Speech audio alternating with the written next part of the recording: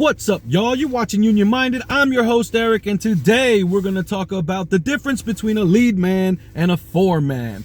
That's a question that came straight from the comment section, but before we dive on into that, don't forget to hit the like button, the subscribe button, ring that notification bell, drop your comments, share your thoughts, ask your questions, and share these videos.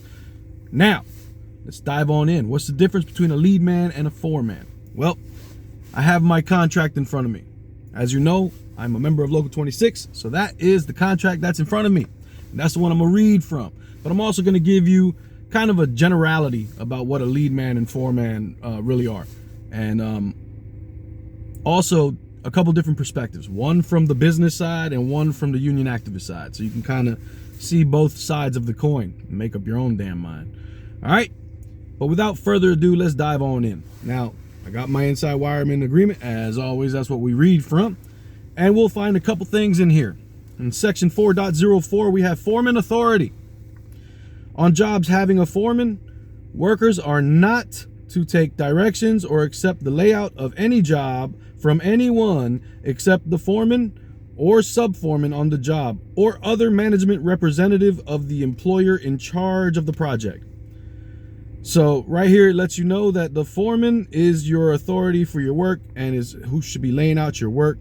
And if it's not the foreman, it should be the sub-foreman who gets his direction from the foreman or her direction from the foreman, or it should be another management representative of the contractor. In other words, you're not supposed to be listening to the GC on any job. General contractor does not lay out work for you if you are in the IBEW in Local 26. All right, here we go. Skip forward and you go to section 5.03 and we look at journeyman in supervisory capacity. Letter A, appointment of a foreman. When 4 or more workers are employed on any job, one journeyman shall be appointed the foreman over the job, and that journeyman shall be appointed to only one job. So when you got 4 or more workers, one of those 4 or more has to be a foreman, and it has to be a journeyman who takes that rank. Letter B, journeyman payments.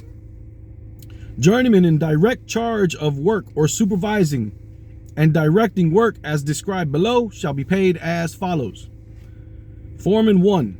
On job sites where there are only 3 to 5 workers in total to be supervised, a foreman shall be paid 3% over the journeyman's rate of pay.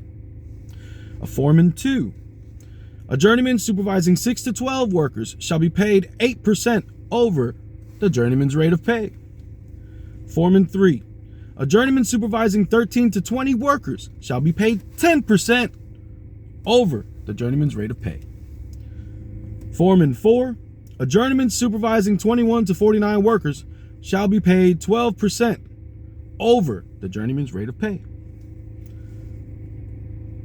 And Foreman 5.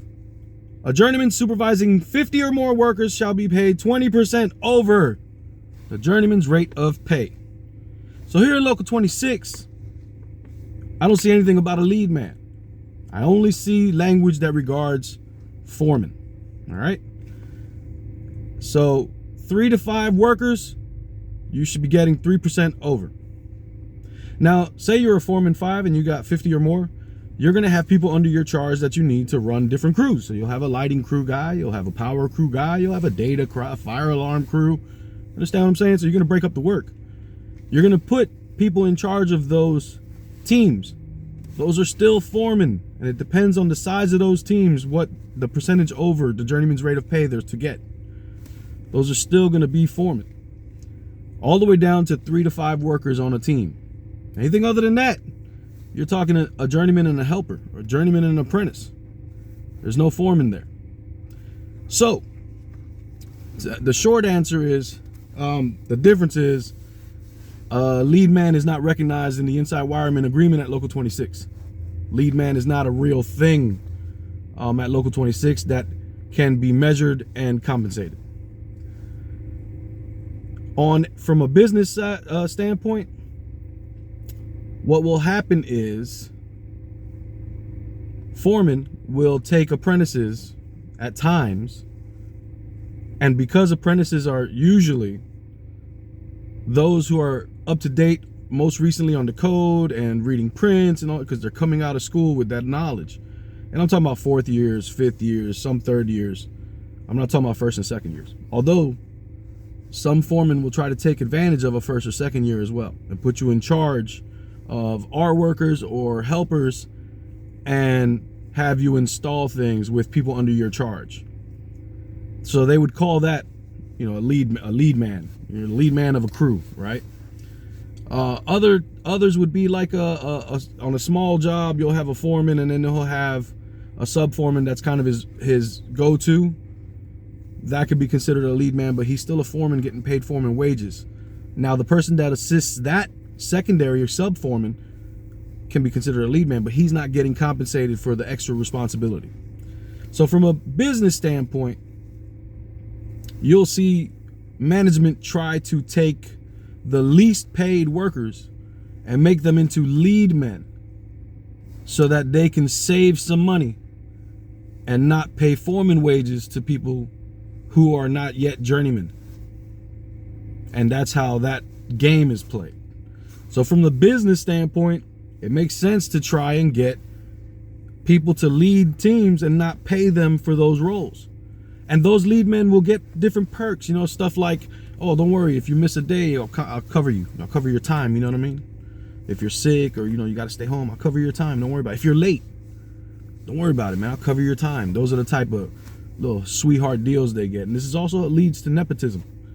So on the business side, it makes sense because it saves the company money. For the crooked foreman who does it, it makes sense because they look good, because they're getting a lot of production out of a team, but they're not having to pay for management, for extra management. So it makes it look like they're doing this tremendous job. From the union activist in me, that perspective, the one that's in me that says we shouldn't do any work that we're not compensated for. From my perspective, it's not a good thing to do. If you're offered a lead man role, do not accept it. It's the path to shop rocketism with a bullet. You're doing extra work, I don't know, to make yourself more valuable. Maybe you're doing extra work to try to gain the experience. I don't know what the motivation is, but it is a pathway to shop rocketry. And you got to be very leery of that. You can't just go like Dorothy down the yellow brick road to shop rocketness. Not a good look. And not a way to keep our working conditions solid with structure and with enforceable rules. If we're all taking sweetheart deals and doing sweetheart junk, we're watering down the conditions, and we're not making it strong and structured so that we all have the same rights and benefits. We're behaving antithetical to what siblinghood is. You know what I mean? Anyway, that's my answer for shit. I almost said shop rocket. No, lead man versus foreman. Lead men don't get paid to lead men. Foremen do. So don't be a lead man, be a foreman. If you're gonna be something in leadership, make sure you're compensated for it. All right? Otherwise, just be a good brother, sister, sibling, and uphold your contract. Put in good work. Be there every day. Work hard when you're there. 8 for 8. You know what I mean? Give a crap about the work you install. That's your responsibility as a journeyman. It ain't to lead other journeymen. Not unless you're getting paid for it. Anyway, my name's Eric. You're watching Union Minded. Don't forget, man, the fight's not left and right. It's up and down, I say. It's going to take solidarity to win always, you know what I'm saying? Each one teach one. Get out there and reach one. And there could be no union without you and I front and center. Let's go!